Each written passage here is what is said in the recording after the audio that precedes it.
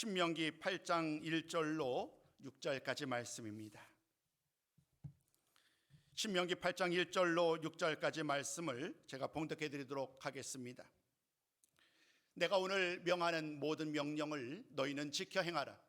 그리하면 너희가 살고 번성하고 여호와께서 너희의 조상들에게 맹세하신 땅에 들어가서 그것을 차지하리라. 내 하나님 여호와께서 이 40년 동안에 내게 광야길을 걷게 하신 것을 기억하라. 이는 너를 낮추시며 너를 시험하사 내 마음이 어떠한지 그 명령을 지키는지 지키지 않는지 알려 하심이라. 너를 낮추시며 너를 줄이게 하시며 또 너도 알지 못하며 내 조상들도 알지 못하던 만나를 내게 먹이신 것은 사람이 떡으로만 사는 것이 아니요 여호와의 입에서 나오는 모든 말씀으로 사는 줄을 내가 알게 하려 하심이니라. 이 40년 동안에 내 의복이 헤어지지 아니하였고 내 발이 부르트지 아니하였느니라. 너는 사람이 그 아들을 징계함 같이 내 하나님 여호와께서 너를 징계하시는 줄 마음에 생각하고 내 하나님 여호와의 명령을 지켜 그의 길을 따라가며 그를 경외할지니라. 아멘. 할렐루야. 사랑하는 성도 여러분, 오늘도 거룩한 주의 날 귀한 예배 자리에 나오신 여러분들을 환영하고 축복합니다. 늘상 우리가 그래왔듯이 오늘도 서로 인사하면서 서로 축복하셨으면 좋겠습니다. 주님의 이름으로 환영합니다 라고 서로 인사 나눕니다. 주님의 이름으로 우리 축복합니다. 주님의 이름으로 사랑합니다. 아멘. 내가 할 수 있는 최선을 다해서 우리 감사의 마음으로 서로 축복하셨으면 좋겠어요. 제가 40이 되었을 때에 신학을 시작을 했은 건 아마 아실 거예요. 신학을 하기 전에 회사를 열심히 다녔어요. 한 15년, 14년 다녔는데요. 그 기간 동안에 경영학에 대한 필독서가 있었어요. 한 150권 정도 되는. 경영을 열심히 읽었지요. 또 인간관계가 중요하니까 회사 생활하려면 인간관계, 자기개발서 이런 많은 책들을 읽곤 하였습니다. 모든 책이 그런 것은 아닙니다만은 그 책들을 읽을 때마다 공통점으로 발견되는 것이 뭐냐면 성공의 중요성을 강조해요. 성공해야 된다. 어떻게든 우리 모두는 성공해야 된다. 그래서 그 성공에 대한 이야기를 하면서 이제 비유를 뭐로 얘기했냐면 산의 비유를 해요. 산. 우리 모두 산을 올라야 되고 정상에서 만나야 된다. 꽤 오래전 책인데요. 지그지글러라는 분, 정상에서 만납시다. 아주 오래된 책인데 이 책을 통해서도 강조되는 것처럼 우리 모두는 성공하여서 정상에서 만나야 됩니다. 이렇게 말하면서 산을 오르는 다양한 방법들을 말을 합니다. 인간관계를 통하여서 또 무엇을 배우며 무엇을 피해야 되는지 이런 다양한 방법들을 제공하면서 우리 모두 성공합시다. 산의 정상에 이르럽시다라고 이야기했던 그런 많은 책들을 읽었던 기억이 납니다. 산을 오르는 일은 결코 쉽지 않겠지요. 산을 오르는 중간에 정상으로 가는 길이 얼마나 험난하겠어요. 그러니 수많은 위협, 수많은 어려움을 만나게 될 텐데 그 모든 어려움을 포기하지 아니하고 끝까지 목표를 향해 달려가면 정상에 마침내 정상에 이를 수 있다. 막 사람들을 서로 격려하는 그러한 많은 책들의 내용입니다. 우리 인생을 산에 비유하는 것, 성경에서도 우리는 이 산에 오르라고 거룩한 산에 오르라는 하나님의 말씀을 보곤 하지요. 그런데 인생을 설명하는 것이 이 산이 전부일까? 오늘 말씀의 제목을 통해서도 알겠습니다마는 어떤 사람들은 이 인생을 또 다른 것에 비유하곤 합니다.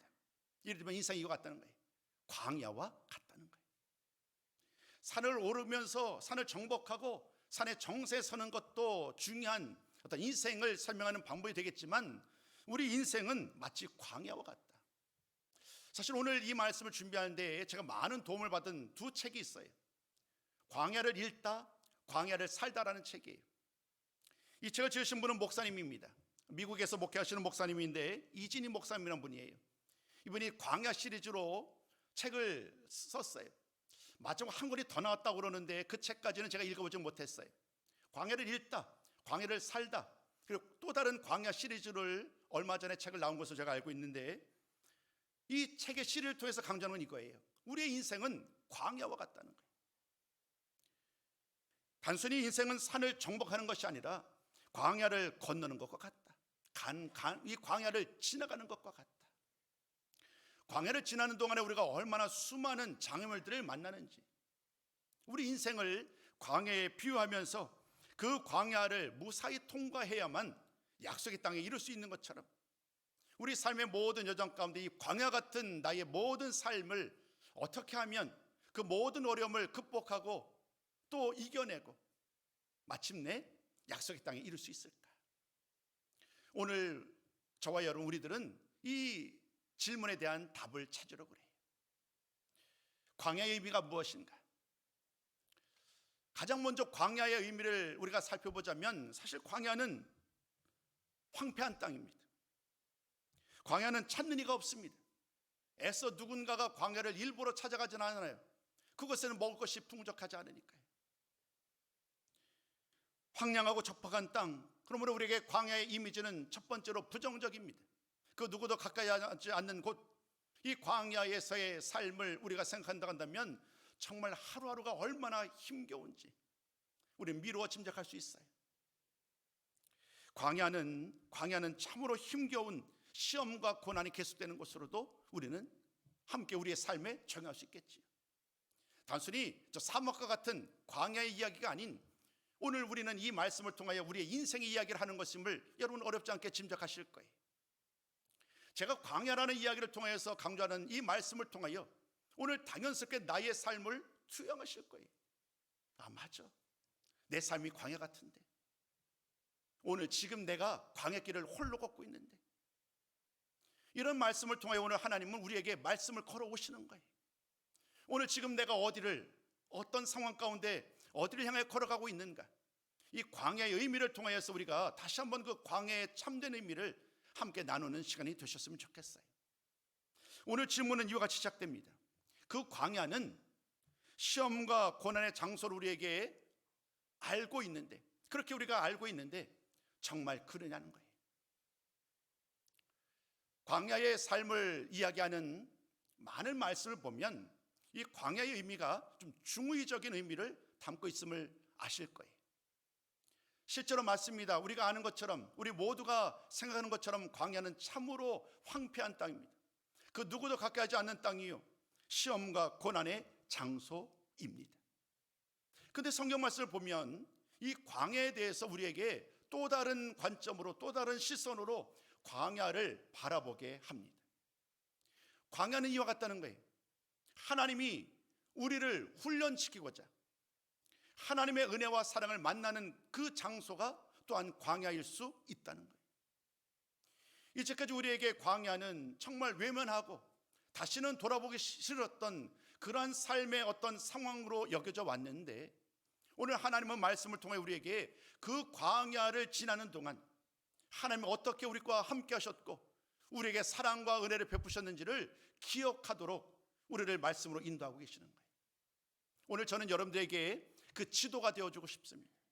그 나침반이 되어주셔서 광야길을 어떻게 걸어갈 때에 그 어려운 순간순간마다 우리가 지금 내 눈앞에 있는 그 문제로 인하여 낙심하지 아니하고 포기하지 아니하고 다시 한번 새 힘을 얻고 그 하나님 약속의 땅으로 향하여 나아갈 수 있는지, 더불어 함께 손에 손을 잡고 믿음으로 그 길을, 그 걸음을 함께 걸어갈 수 있는지, 광야 같은 이 세상 가운데서도 어떻게 낙심하지 아니하고 담대하게 주님과 더불어 성도들과 더불어 함께 그 길을 걸어갈 수 있는지를 함께 말씀을 통해 나누고자 합니다.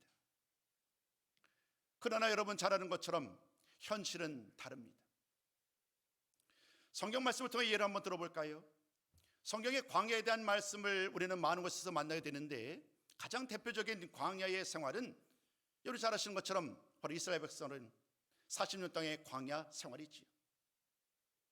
그들은 하나님의 은혜로 말미암아 고통 중에 학대를 받는 그들은 하나님께 간절히 부르짖었고 하나님이 그들의 기도를 들어주셨어요. 그들을 이끌어갑니다. 마침내 애굽을 떠나서 이제 하나님은 놀라운 기적으로 홍해를 건너게 됩니다. 홍해를 건넌 이후로 본격적인 광야 생활이 시작되었습니다. 그런데 여러분, 그 말씀을 보면 광야길을 걸어갔던 3일 후에 그들의 입술에서 나왔던 것은 감사가 아닌 불평과 원망이었음을 잘 아실 것입니다. 우리 한번 두 구절 말씀을 같이 한번 나눠보기 원합니다. 그들이 얼마나 하나님을 향하여서 모세에게 원망과 불평의 말을 전하였는지 우리 한번 이 두 구절 말씀을 함께 나눕니다. 함께 했습니다. 시작. 백성이 모세에게 원망하여 이르되 우리가 애굽 땅에서 고기 가마 곁에 앉아 있던 때와 떡을 배불리 먹던 때에 여호와의 손에 죽었더라면 좋았을 것을 너희가 이 광야로 우리를 인도해내어 이 온 회중이 줄여 죽게 하는도다. 여러분, 이 이야기는요, 하나님의 놀라운 은혜 가운데 430년 동안 애굽에서 종살했던 그들을 구원의 놀라운 은혜의 자리로 이끄셨던 그 하나님을 향하여서 그들이 말했던 이 불평과 원망의 말이, 놀라운 기적을 바로 전에 보았잖아요. 홍해가 갈라지는 기적적인 일을 통하여 그들은 그 홍해를 건널 수 있었어요. 근데 그 기쁨과 감사는 오래 가지 않아요. 조금만 지나고 난 다음에 이제 불평이 찾아오는 거예요. 마실 물이 없다는 거예요. 물이 쓰다는 거예요. 단물이 나에게 필요한데 단물을 달라는 거예요. 목마른 나에게 물을 달라는 거예요. 또 이어지는 말씀이 이렇게 말을 하죠. 나에게 애굽에서는 고기를 마음껏 먹었는데 지금 이곳에서는 고기를 마음껏 먹을 수 없다. 그런 여러 가지 많은 이유로 떡과 고기를 배불리 먹지 못한다는 이유로 그들은 애굽으로 돌아가기를 원합니다. 자신들을 이끌어냈던 이 모세를 향하여 원망의 말을 표현하지만 사실 그것은 하나님을 향한 원망의 말이지요.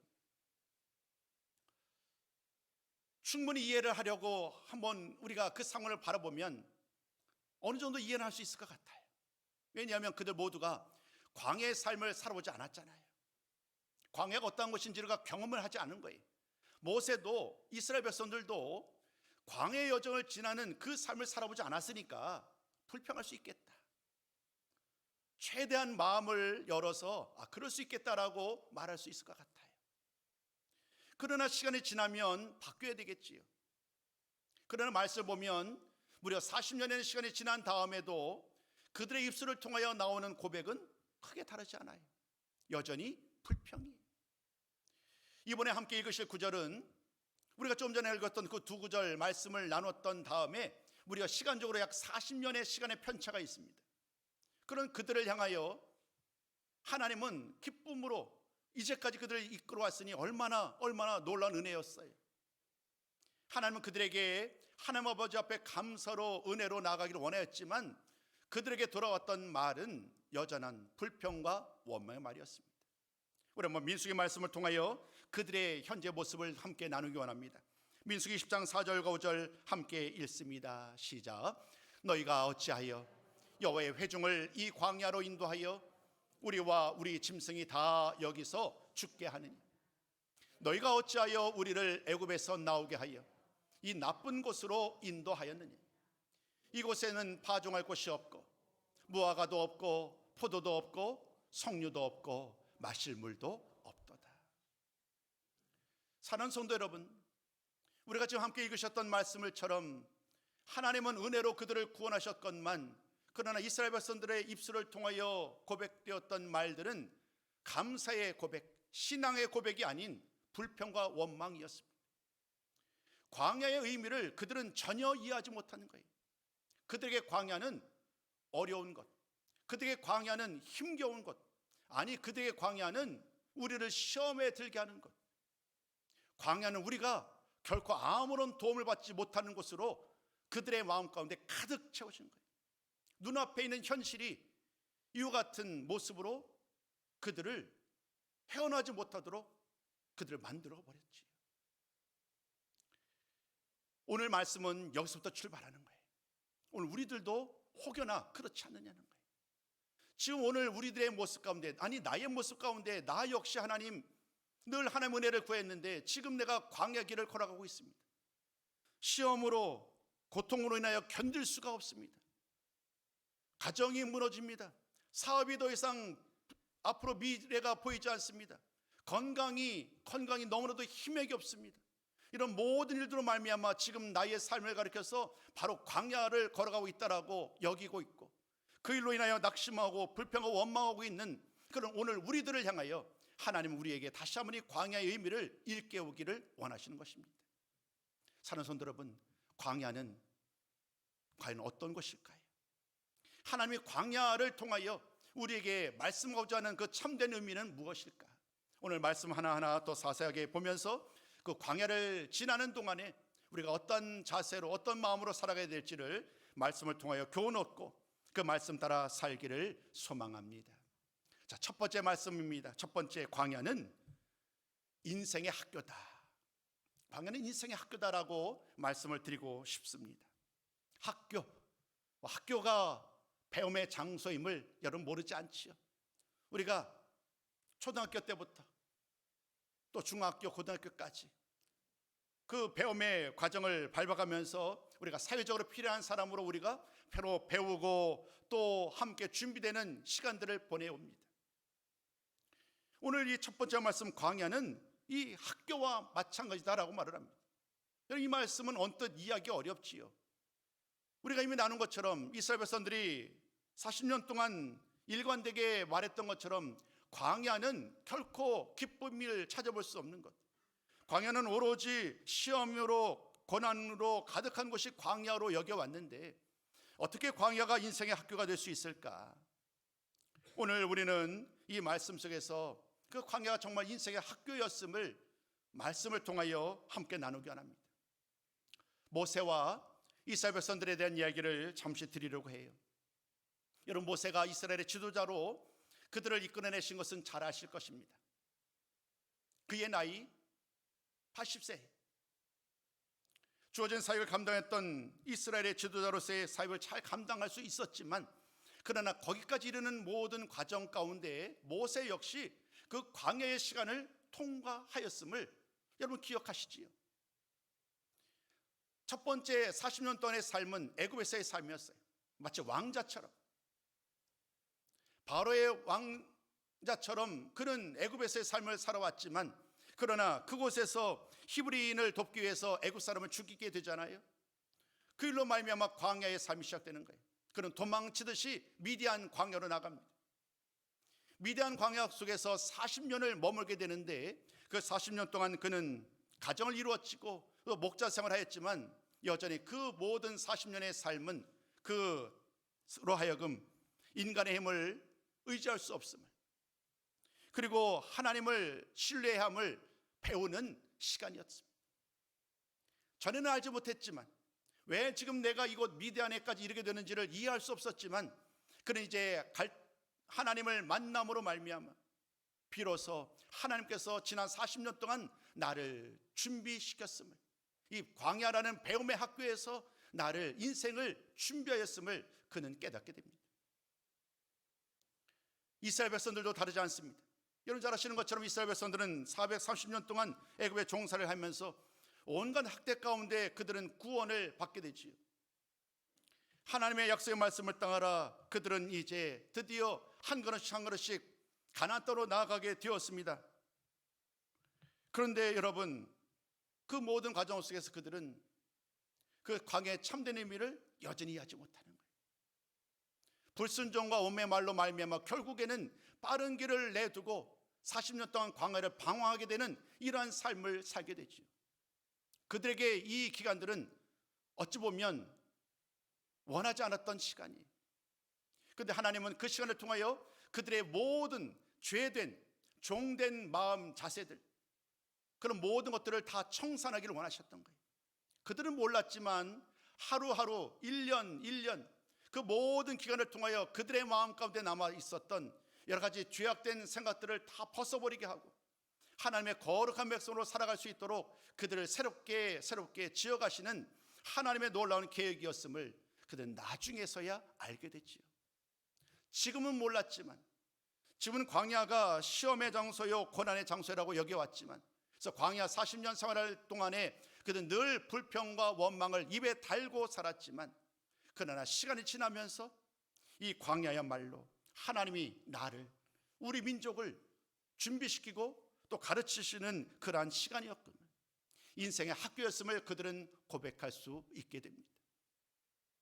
비록 이스라엘 백성들과 모든 사람들은 언제나 광야를 만나면 낙심하고 실망하지만, 그러나 한 가지 기억하실 것은 우리 하나님은 언제나 신실하심으로 그들과 더불어 함께 하셨고 그들을 인도하셨다는 이 사실을 단 한순간도 잊지 않았으면 좋겠어요. 하나님은 목적이 계신 거예요. 하나님은 그들을 훈련하기 위하여 의도적으로 광야로 이끄신 거예요. 이 모든 일들, 하나님이 이스라엘 백성들을 가장 빠른 길로 약속의 땅으로 인도하실 수 있는 능력이 계신 분이, 광야에서 만나는 수많은 장애물을 말씀으로 다 물리실 수 있는 분입니다. 짐승이, 대적들이 이스라엘 백성들을 공격한다 할지라도 능력의 하나님께서는 그 하나님의 능력으로 모든 대적들을 물리칠 수 있는 분이십니다. 그럼에도 불구하고 하나님은 이스라엘 백성들을 굳이 광야로 이끌어가는 거예요. 더 황폐한 땅, 물이 없는 곳, 그 무엇도 의지할 수 없는 곳, 그곳으로 하나님은 계속해서 이스라엘 백성들을 이끌어 가시는 거예요. 그 광야 여정을 통하여 훈련하시고, 그 광야 여정을 지나는 동안 그들 모두가 이제 죄악된 그 모든 삶을 청산하고 하나님의 백성으로 거듭나게 하는 이런 놀라운 일을 행하시고자 하나님은 스스로 자신을 여호와라고 알려주신 거예요. 나는 여호와라. 이 말씀을 통하여 그 광야길을 걸어가는 이스라엘 모든 백성들에게 다시 한번 하나님 아버지 앞에 겸손히 나올 것을 말씀하여 주셨지요. 이 말씀이 바로 출애굽기 6장 7절 말씀이에요. 우리 한번 함께 이 말씀을 나누기 원합니다. 함께 읽어요. 시작. 나는 여호와라.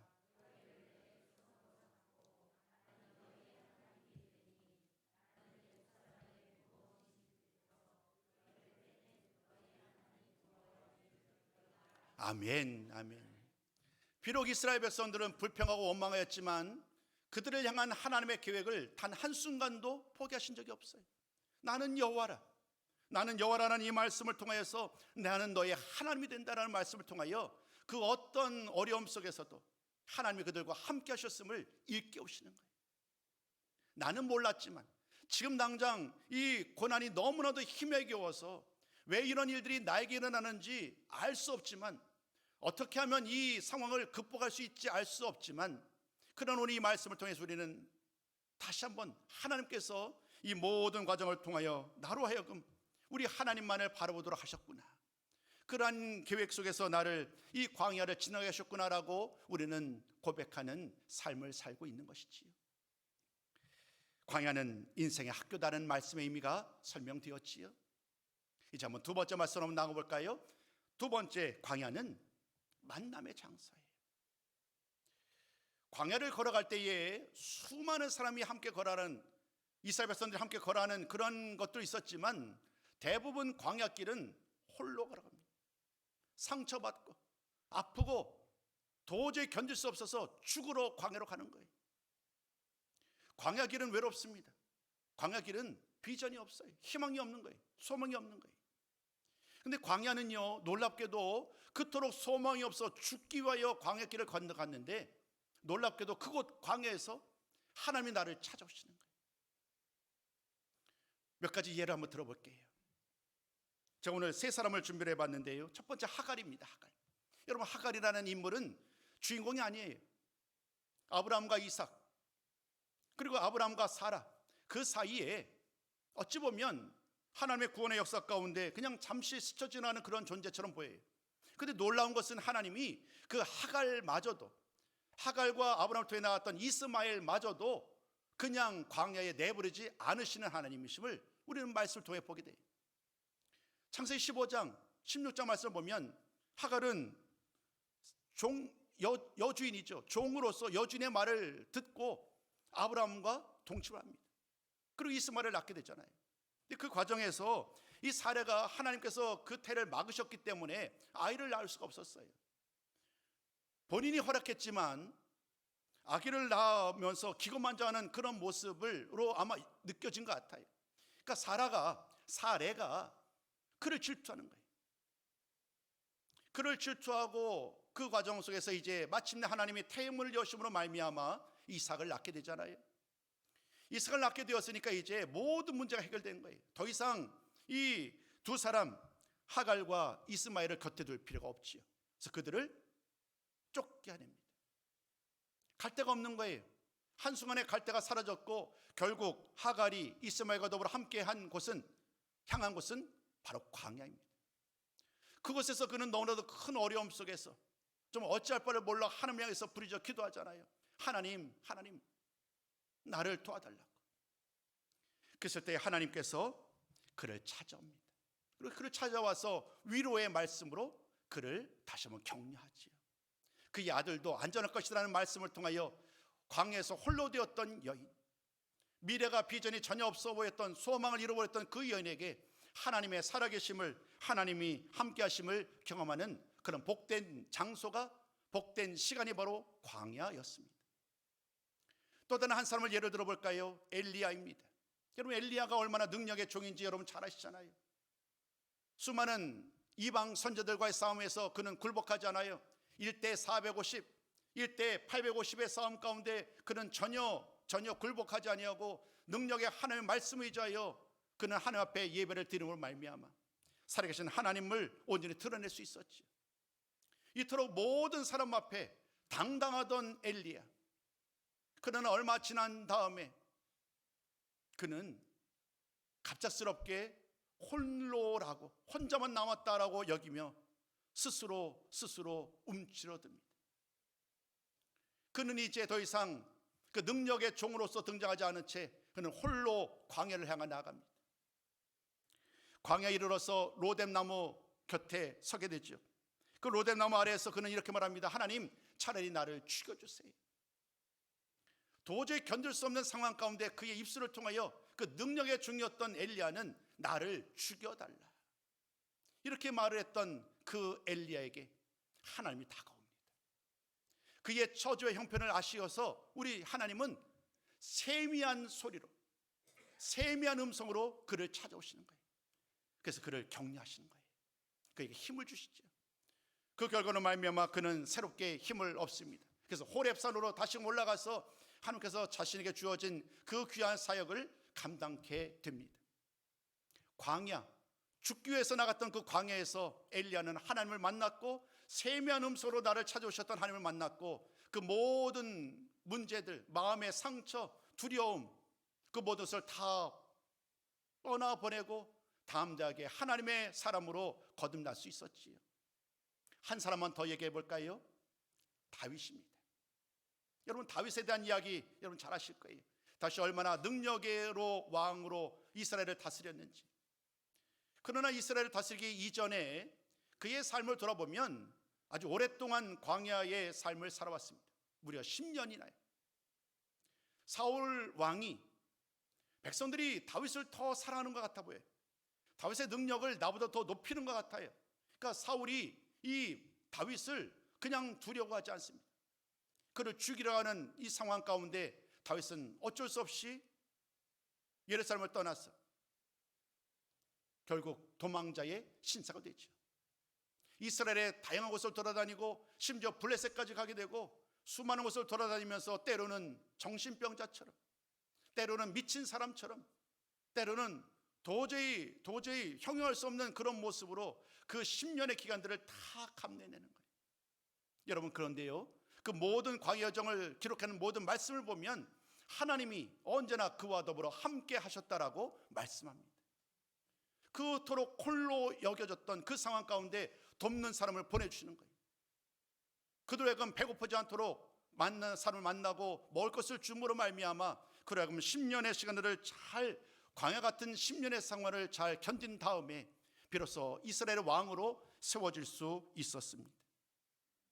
사랑하는 성도 여러분, 오늘 우리는 광야가 정말 우리는 더 이상 바라보기도 싫고 기억하기도 싫은 시험과 고난의 장소로 기억됩니다마는 놀라운 반전은 바로 그곳에서 또 다른 만남이 예정되어 있었고 그 만남을 통하여 하나님은 그 모든 어려움 당하는 많은 성도들을 다시 한번 새 힘을 얻고 하나님의 귀한 일들을 감당하도록 그들을 이끌어 주신 줄로 믿습니다. 오늘 우리들의 모습도 우리들을 향한 하나님의 말씀도 크게 다르지 않아요. 오늘 우리의 삶의 여정 가운데 혹여나 오늘 지금이 나의 광야의 삶을 살고 있습니다라고 여기는 그런 분들이 계시다고 한다면 오늘 이 말씀을 통해 다시 한번 이 광야야말로 인생의 학교요 또 만남의 장소임을 기억하시며 오늘 하나님이 나를 찾아오신 하나님, 나를 만나주신 하나님, 두 손을 여시고 나를 맞이하신 하나님을 만나시고 그 하나님으로 말미암아 샘을 얻으시는 우리 모든 손님들이 다 되시기를 주님의 이름으로 축복합니다. 이제 광야의 의미를 살펴보았습니다. 세 번째 말씀은 늘상 설교의 과정들이 그래 왔듯이 실제적인 권면의 말씀으로 이런 말씀을 이어가려고 합니다. 세 번째 제목은 함께 말씀을 나눴으면 좋겠어요. 우리 한번 말씀의 제목 같이 읽어봅니다. 시작. 인생의 광야에서. 아멘. 인생의 광야에서 하나님을 신뢰해야 합니다. 오늘 본문 말씀 신명기 8장 말씀을 통하여 저와 여러분들에게 주시는 하나님의 가장 중요한 말씀이 인생의 광야에서 하나님을 신뢰해야 한다.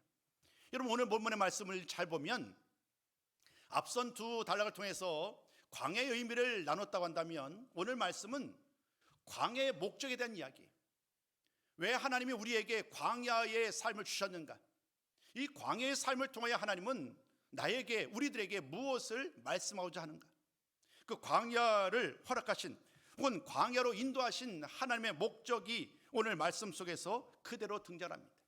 이제 오늘 본문의 말씀 몇 구절 중요한 구절들을 나누면서 그 의미를 함께 나누려고 합니다. 오늘 말씀을 잘 보면 하나님께서 강조하시는 것은요, 그들로 모든 길을 기억하라라고 말을 합니다. 모든 길, 광야를 걸어왔던 지난 40년 동안의 모든 길을 기억하라. 과거 좋지 않았던 것을 기억하기를 좋아하는 사람은 없어요. 저는 그래도 감사하게 부모님 덕분이겠지요. 또 우리 하나님을 믿던 믿음의 삶을 살았는지 모르겠지만 큰 어려움을 겪지는 않았던 것 같아요. 저희 부모님의 말씀을 들으면, 어머니 말씀을 들으면 정말 힘겨운 삶을 살아오셨는데 그 어려운 시기가 저에게까지는 미치지 않도록 아마도 우리 부모님 세대가 그만큼 희생을 하셨기 때문이겠지요. 시골에 살았지만 그냥 너무나도 참 감사하게 삶을 살아왔었어요. 근데 오늘 이 광야의 여정을 인도하는 그 모든 과정 속에서 근데 그 편안했던 우리의 삶만이 아닌 참으로 기억하기 싫은 그 모든 길, 모든 여정들을 우리는 반드시 기억해야 하라고 말합니다. 여러분, 기억한다는 말이 무슨 말일까요? 기억한다는 것은요, 단순히 그냥 회상한다, 추억한다라는 의미가 아닙니다. 이 기억한다라는 이 말의 의미는요, 교훈하고 깨달아 알아야 된다는 거예요. 그 모든 것을 통하여서 하나님이 이 왜 이런 일들을 행하셨는지를 깨달아야 한다라는 그런 의미죠. 창세기 8장 말씀 보면 홍수로 말미암아 온 세상이 다 잠기는 과정 속에서 8장 1절 말씀 보면 하나님께서 그 모든 상황을 기억하셨다는 말씀이 나와요. 똑같은 단어예요. 기억하다. 하나님이 그들을 불쌍히 여기셔서 그들에게 찾아오셔서 말씀하시는 거예요. 하나님께서 그들을 기억하는 순간 놀라운 반전이 시작되잖아요. 오늘 하나님이 이 모든 길을 기억하라는 이 말씀을 통해서도 하나님은 다시 한번 그들의 모든 삶을 돌아보기를 원합니다. 근데 오늘 말씀을 잘 보면요, 그들이 성공했던 이야기는 말씀하지 않아요. 모든 길을 기억하라라고 할 때에 오늘 하나님이 그들이 기억해야 될 그 길들, 그 삶의 여정들을 세 가지로 말씀해요. 그들이 기억할 첫 번째는요, 하나님이 그들을 낮추신 일을 기억하라는 거예요. 두 번째는 하나님이 그들을 시험하신 일을 기억하라는 거예요. 마지막 세 번째는 하나님이 그들을 줄이게 하신 일을 기억하라. 지금 나는 기억하기 싫은 일이에요. 나를 낮추고 시험당하고 또 줄인 일이 내게 어떻게 좋은 일이겠어요. 근데 하나님이 그런 일을 기억하라는 거예요. 그 과정 속에, 그 어려움 속에 길이 있다고, 또 다른 하나님의 은혜가 있다고 말씀하는 거예요. 그러면서 하나님은 오늘 이제 그 하나님의 그 광야의 길을 걷게 하셨던 목적을 이 두 가지로 설명합니다. 우리 한번 이 말씀을 같이 한번 나눠볼까요? 첫 번째 목적이 무엇일까요? 함께 읽습니다. 시작. 그들이 하나님의 계명을 지키는지 안 지키는지 알아보기 위함이다. 시간이 좀 빠르게 말씀을 땡겨야 되겠네요. 그럼 두 번째 말씀으로 한번 바로 넘어가 볼까요? 두 번째, 우리 화면에 좀 두 번째 띄워주세요. 자, 시작. 그들이 하나님의 말씀으로 산다는 것을 알려주시기 바랍니다. 이스라엘 백성들로 광야길을 걷게 하신 목적은 이 두 가지예요. 두 가지. 나를 낮추신 것도, 나를 시험하신 것도, 나를 줄이게 하신 것도 나로 하여금 하나님의 말씀을 어떤 상황 가운데서도 순종하도록 하기 위한 하나님의 도우심, 하나님의 인도하심이라는 거예요. 좋을 때, 성공가도를 달릴 때, 혹은 실패할 때 우리의 삶이 달라져서는 안 되겠지. 늘 하나님을 향한 신실한 마음 가지고 내 모든 상황 가운데 언제나 하나님을 의지하며 하나님 말씀을 따라 살기를 원하셨던 하나님, 그 하나님은 우리로 하여금 광야길을 걷는 과정 속에서 순종의 여부를 확인하고자 그 길을 걷게 하셨다고 말씀합니다. 또 다른 한 가지 말씀은 바로 하나님의 말씀. 오늘 이 말씀 이렇게 얘기합니다. 우리는 하나님의 입에서 나오는 말씀으로 사는 사람들이다. 하나님의 입으로서 나오는 말씀으로 살아가는 사람들이다. 나에게 주어진 명예, 나에게 주어진 재산, 혹은 먹고 마시는 것, 이런 온갖 세상의 원리들이 교회 가운데 나를 지배하고 있지만 나를 살게 하시는 분, 그분은 하나님이시고 우리 하나님의 말씀이 나를 살게 하시는 줄로 믿습니다. 오늘 이 모든 것을 깨닫도록 하나님이 우리에게 광야길을 걷게 하신 거예요.